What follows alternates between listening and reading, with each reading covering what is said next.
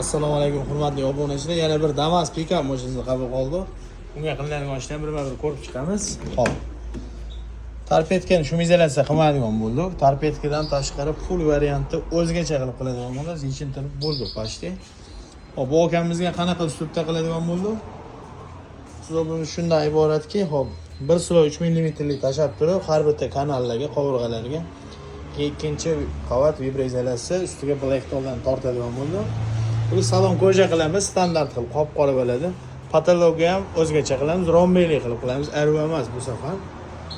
Tonirovka qilamiz Thompsonning HP keramik seriyasi orqalabo'y o'rta qismiga. Bag'lari ham to'liq holatda koja bo'ladi. Va polik solamiz. Isigenerga cheg'ol soladigan bo'ldi. Mana bunaqa joylarga ham qilib bermayman, yoqtirmasa ekan.